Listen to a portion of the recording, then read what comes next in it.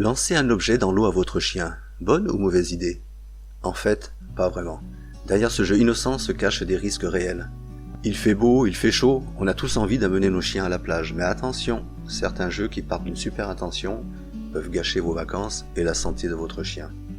Alors lancer un objet dans l'eau à votre chien, est-ce une bonne idée? Pourquoi y a-t-il des risques? Il y a plusieurs facteurs aggravants, l'ingestion d'eau, le choix du jouet, l'état du plan d'eau, calme ou agité, et la répétition de l'exercice. Que se passe-t-il vraiment? Vous avez pu observer, quand un chien nage, il nage avec la gueule fermée, tout est sous contrôle. Quand le chien nage, en se déplaçant, il génère une petite vague à l'avant en fonction de sa vitesse, c'est une vague d'étrave en fait, qui aura tendance à faire éloigner l'objet. Il se peut même qu'il se reprenne à plusieurs fois pour essayer de l'attraper, et c'est là qu'en mettant des grands coups de gueule, il va commencer à écoper de l'eau. Ok, l'objet est chopé. Et maintenant il y a le retour, la gueule ouverte. On a vu qu'il y avait des facteurs aggravants. L'état du plan d'eau, s'il y a des vaguelettes. Le choix du jouet. Alors, si c'est une balle de tennis qui fait éponge, avec risque d'ingestion de la peluche, on monte dans l'échelle du risque. Mais on atteint le top risque avec le bâton. Qu'est-ce qu'il est en train de nous raconter? Pour moi, tous les points relevés dans cette vidéo sont importants, mais les risques du bâton méritent 2 secondes de réflexion. À propos, cette vidéo n'a d'autre but que d'être dans l'observation.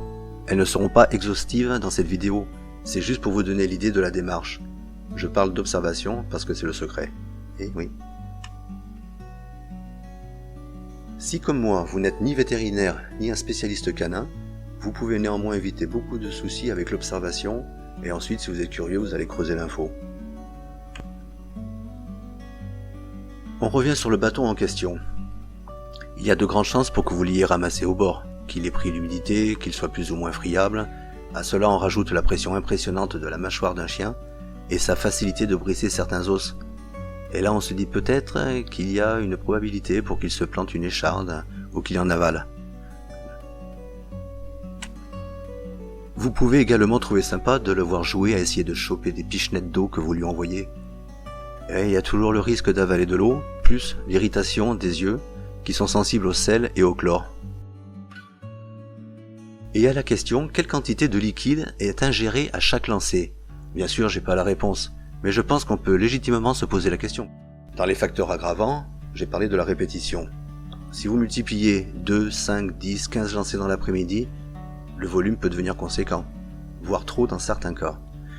Et là, on est en vacances, et là, ça peut être tous les jours, 2 fois par jour même, sur 1, 2, 3 semaines. Et là, on a un côté répétitif qui peut vraiment être dangereux. Tu sais l'expression « dans le doute, abstiens-toi » ? Je ne sais pas toi, mais moi, comme avec un enfant, je m'abstiens si j'ai un doute. Bien sûr, on reste objectif, hein.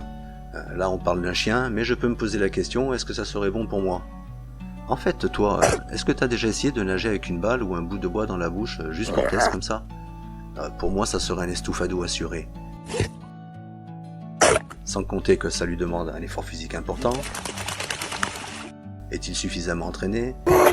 Fait-il du sport régulièrement? Et pour te faire plaisir, il va essayer de faire des prouesses comme un enfant.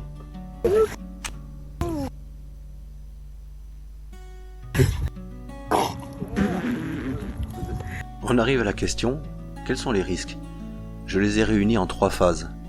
Je ne vais pas rentrer ici dans toutes les pathologies qui sont nombreuses. Comme je vous ai dit, il n'y a rien de technique, c'est que de la logique. Je vous laisse checker, la liste est longue. La phase 1, c'est les selles liquides, les diarrhées. Il peut vomir de la mousse blanche. Le chien est patraque, mais le corps gère l'urgence. Par contre, lors de la balade du soir, tu peux blasphémer en te disant qu'il va falloir que tu nettoies le cul de ton chien en rentrant. Et jackpot s'il a les poils longs. T'avais prévu autre chose de ta soirée, je suis sûr. La phase 2. Bon, là on passe un cap, c'est le cap veto en fait. La dose de sel ingérée est trop forte, le chien peut avoir très soif, commencer à trembler, il est désorienté, il peut marcher de travers comme s'il était sous. Bon, ben là on réfléchit pas, hein, c'est direct chez le veto. La phase 3, elle est trop triste celle-ci. On a raté la phase 2, et c'est la fin d'une histoire. Une fin beaucoup trop triste, juste pour une partie de balle. Mais qu'est-ce qu'il y a dans cette eau pour faire autant de dégâts? Du sodium. Rappelez-vous dans les siècles passés, combien d'équipages de marins n'ayant plus d'eau potable sont morts de déshydratation en plein océan, ayant bu de l'eau de mer? Je sais pas vous, mais moi, même sans rapport scientifique, trop de sel égale danger, égale attaque des organes vitaux, et je me dis que le rapport jeu-conséquence est bien risqué.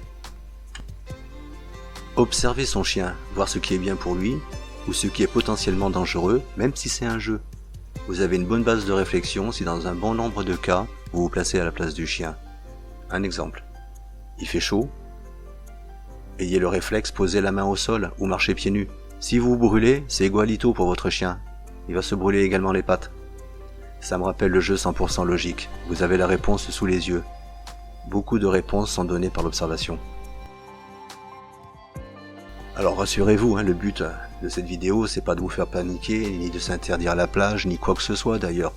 C'est juste d'avoir du bon sens, un brin de rigueur pour s'éviter des complications inutiles. N'envoie plus de balles, ni quoi que ce soit à ton chien dans l'eau. Dis-toi qu'à chaque fois, il va boire de l'eau. Joue plutôt avec une balle sur le sec. Dans l'eau, il peut y avoir d'autres comportements. L'accompagner, lui parler, le rassurer, nager à côté de lui.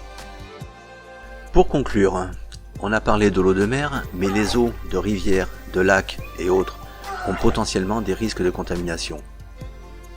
Et l'eau de piscine, qu'elle soit au sel ou au chlore, elle est agressive pour votre chien. La nature est bien faite, mais elle n'a pas prévu que votre chien se baigne dans du chlore ni du sel. Que ce soit pour sa peau, ses muqueuses, ses yeux. Ne pas négliger un bon rinçage après. Il y aurait une vidéo d'ailleurs à faire là-dessus. Vous avez vu qu'il n'y a rien de technique, ni de scientifique, ni compliqué. Juste un peu de bon sens, un peu d'observation, d'analyse, un peu de recherche pour s'informer. Ce qui peut être bien pour un raisonnement humain ne l'est pas forcément pour son chien. Vous pouvez liker, commenter, partager, c'est bien aussi.